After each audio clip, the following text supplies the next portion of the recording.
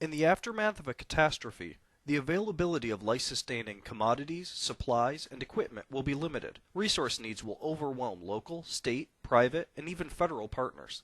This is Logistics 201, Receiving and Distribution Center. A Receiving and Distribution Center, or RDC, provides a way station where incoming resources may be staged and organized. The goal of an RDC is to get the right resources staged and ready to go to the right place at the right time to support response operations. I'm Joe, your Logistics Section Chief in the Emergency Operations Center, or EOC. I'm here to make sure you gain the knowledge and skills required to manage or coordinate receiving and distribution, or staging, operations from the EOC. In this course, we'll focus on key operational and managerial functions at an RDC, as well as the interactions between the EOC and RDC.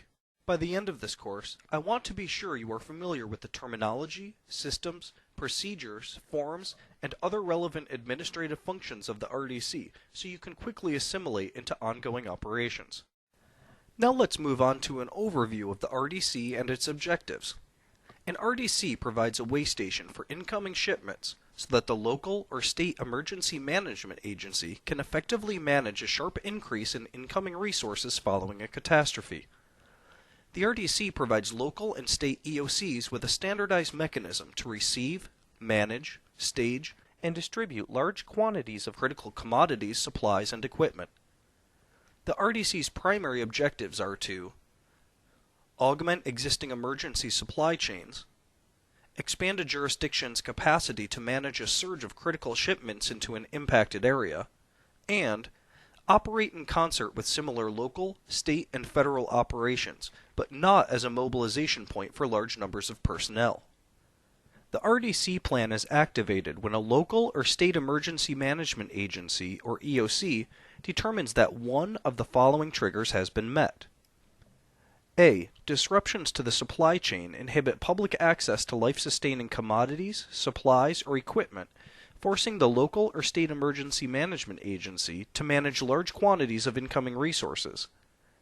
B. Existing supply chains are overwhelmed.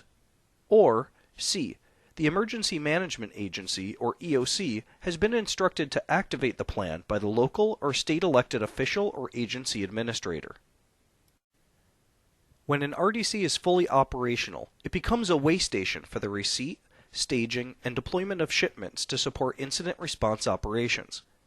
As a general guideline, the EOC should expect an RDC to handle between 200 and 600 trailers per day.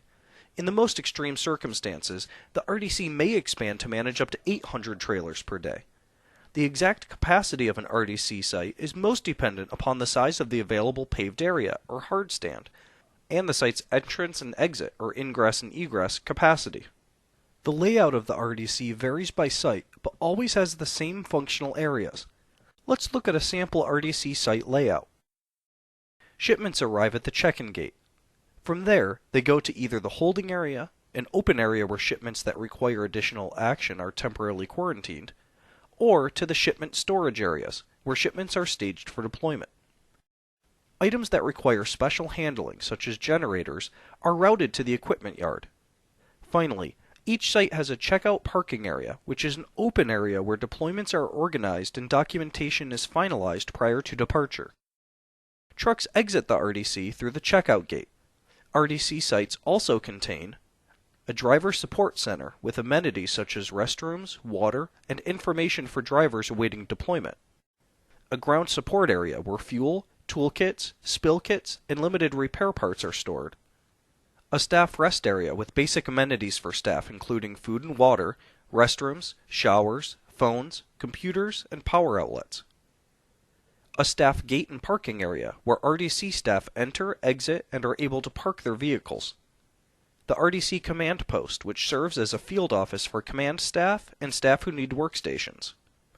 And finally, an advanced operations area, which is the area that may be activated when there is a need for special operational capabilities at the RDC, including ground operations like cross-docking, managing leased trailers or shuttle tractor fleets, and intermodal operations. Now that we've covered the general functional areas of an RDC site, let's take a look at the conventional workflow employed in RDC operations. First, the EOC arranges delivery to the RDC. The shipment arrives at the RDC and is staged for deployment by RDC staff,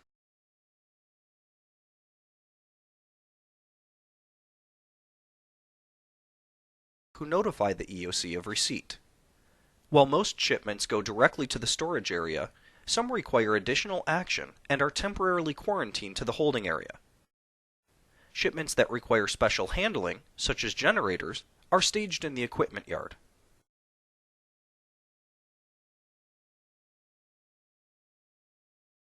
If the EOC doesn't immediately specify a need for the shipment, it remains staged and ready for deployment. Shipments in the storage area are inventoried each operational period and reported as on hand on an RDC status summary, ICS 209. Once the EOC orders a deployment, the RDC prepares the shipment according to EOC instructions. The RDC then reports the deployment to the EOC, including any bill of lading information. Once the shipment is received by the requester, the EOC confirms receipt.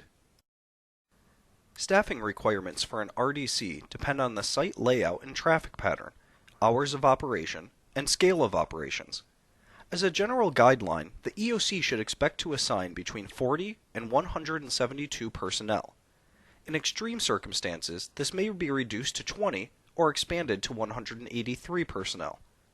More information on staffing can be found in Operational Strategy 2, Staff Identification and Mobilization in the Disaster Logistics RDC Plan.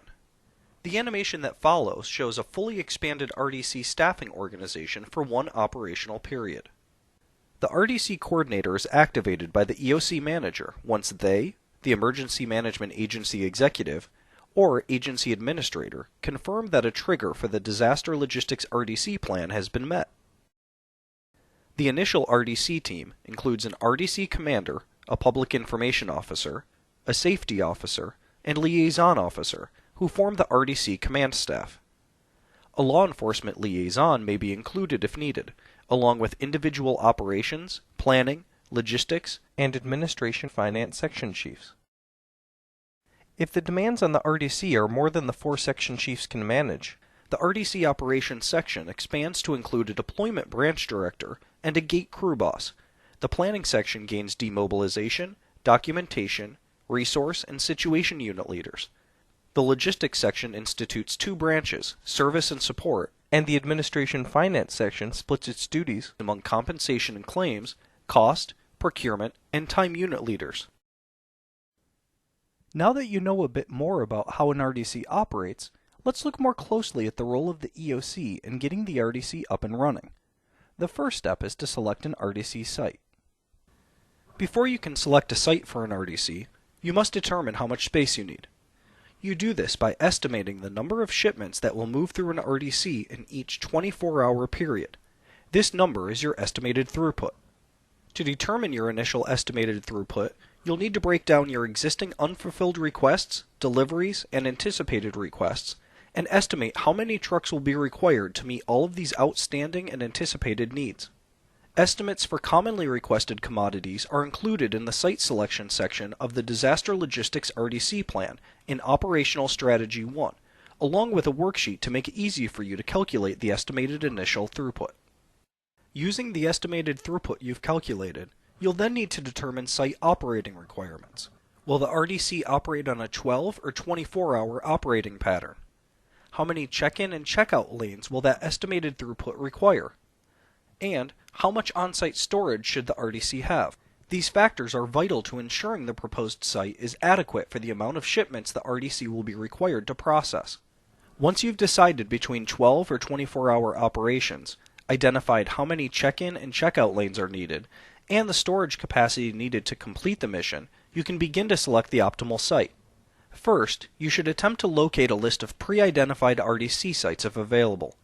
If there are no pre-identified sites, create a list of potential sites based on the criteria you've outlined. Sites should be near a highway or major arterial roadway and within a 4-hour drive of most delivery locations. Make sure that the site has the necessary utilities, communications capabilities, and lighting. It should be relatively free of debris with a security perimeter to control access to the site. Certainly, you'll always try to find the best possible site, but know that conditions can change depending on the incident, so you'll need to be flexible and adaptable. Select the site that best meets the RDC's estimated needs and meets most, if not all, of the minimum and preferred characteristics listed in your site selection checklist. The checklist used in this course is from the Disaster Logistics RDC Plan. You should also assess the site to confirm that any buildings adjacent to the site are structurally sound and do not pose a risk to anyone at the site, and determine whether there are any environmental issues at the site that could put workers at risk. Now that you've found the preferred site, you'll need to contact the facility manager to obtain authorization to use it. First, confirm that the site is available and agreements are in place to govern its use.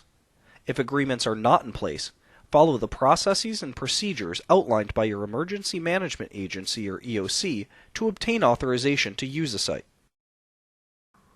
Before you begin operations on the site, it's important to document facility conditions and take photographs of any existing damage if possible. Well, this concludes our overview of the RDC. If you have further questions, there is a lot of detailed material out there to guide you through the specifics of RDC roles and operations. The Disaster Logistics RDC Plan, created by the Regional Logistics Program, provides guidance for EOC users, and the bibliography can point you to a variety of additional resources. The RDC Field Operations Guide, or FOG, created by the Regional Logistics Program, provides tactical guidance for field users who are working at an RDC site. If you're interested in understanding how the RDC fits into overall EOC operations, there are other courses available, including Logistics 101, Disaster Logistician, Logistics 200, Logistics Center, and Logistics 202, Commodity Point of Distribution. National resources include the Incident Command System, National Incident Management System, and the National Response Framework. For more information on how to access these resources and many more, visit the Regional Logistics Program website at www.emergencylogistics.org.